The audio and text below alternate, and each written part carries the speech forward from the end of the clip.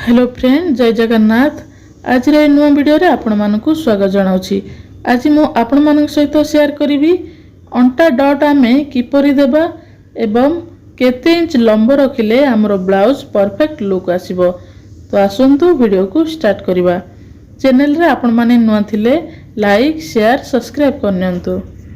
देखंतु जदि कम देबा ब्लाउज रे डॉट तेबे ब्लाउज रो लुक भल आसीबोनी। जदि अधिका देबा ताहले ब्लाउज रो फुलका बा कुच्चो होई रही जिवो। तो हमें केते इंच लंब रखिले ब्लाउज परफेक्ट आसीबो। वीडियो को जमा भी स्क्रिप्ट करिवेनी नहले आपण माने किछि बुझी पारिबेनी।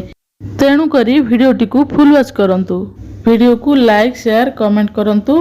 चैनल को सब्सक्राइब करंतु। देखंतु प्रथमे ए भली बैक पार्ट को रखिबा। तापरे कांध ठारू ऊपर साइड को मिडिल पॉइंट बाहर करिबा। मिडिल पॉइंट रे एभली इंची टेप को रखिबा। तापरे सीधा एभली मेजर टेप को रखिबा। सीधा जेउंठी होउछि आमे सेठी उठे एभली चिन्ह देबा।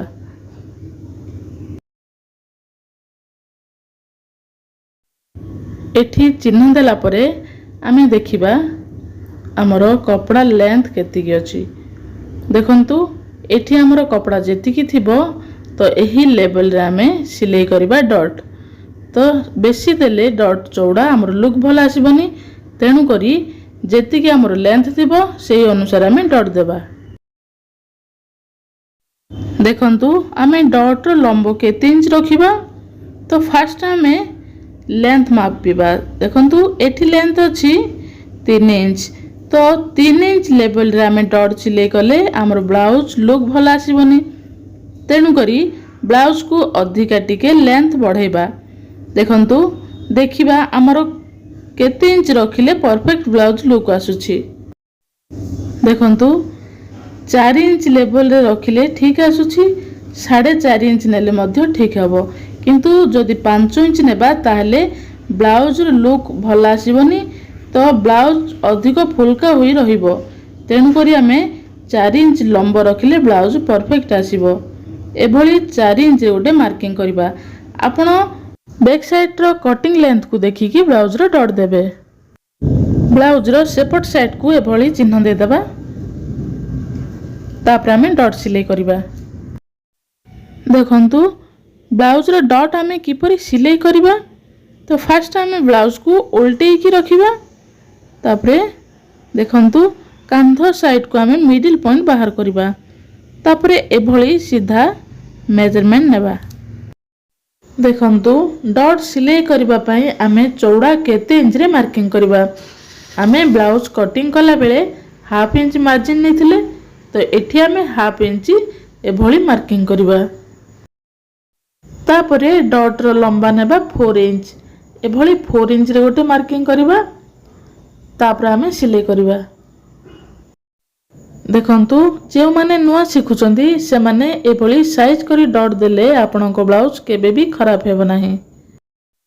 तळपटु एभली सिलाई आरंभ करिकी एभली क्रॉस रे सिलाई करिबा। ताहले ब्लाउज कुच्चो पड़िबोनी। जदि हाफ इंच ऊपर साइड को मध्य सिलाई करि आनिबा ताहले ब्लाउज फुलका होई रहिबो। लुक भलो देखा जिवोनी। तेणु करी एभली क्रॉस रे सिलाई करि आनिबा। देखंतु अंटा पटी डॉट हमें डबल सिलाई करिबा। एभली सिलाई कला परे देखंतु हमर ब्लाउज बैक साइड परफेक्ट आसीबो। देखंतु एभली कुच्चो नाही। लुक भलो देखा जाउछि। देखंतु जदि अधिका करी सिलाई आनिबा ताहले एठे हमरो कुच्चो पड़ी जिवो। तो लुक खराब होई जिवो। तेणु करी एभली क्रॉस रे सिलाई करि आनिबा। तापर हमें आउ एपट साइड सिलाई करिबा। सेपटे जेतिकी मार्जिन नै छंती एपटे मध्य सेतिकी मार्जिन नेबा। तापरे सेही 4 इंच मार्किंग करिबा। कांध को 2 फोल्ड करिकी एभली सीधा पॉइंट बाहर करिबा। तापरे हमें 4 इंच लंबा रे सिलाई करिबा। ताहले ब्लाउज समान भाबरे 2 साइड को लंबा आसी जिवो।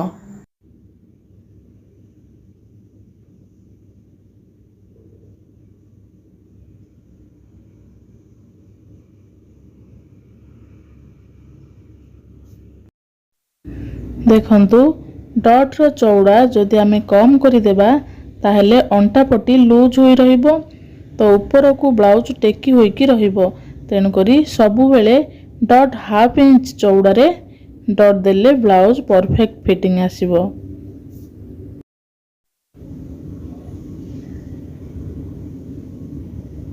ଦୁଇ ସାଇଡ୍ ଡଟ୍ ଆମର ସିଲେଇ ହେଇଗଲା। ଦେଖନ୍ତୁ ଡଟ୍ ସିଲେଇ କଲା ବେଳେ ଏପଟେ ଯେତିକି ଦୂରତା ସେପଟେ ମଧ୍ୟ ସେତିକି ଦୂରତାରେ ସିଲେଇ କଲେ ବ୍ଲାଉଜ୍ ପରଫେକ୍ଟ ଦେଖାଯିବ। ତ ଦେଖନ୍ତୁ ଏଭଳି ଆମେ ଡଟ୍ ସିଲେଇ କରିବା।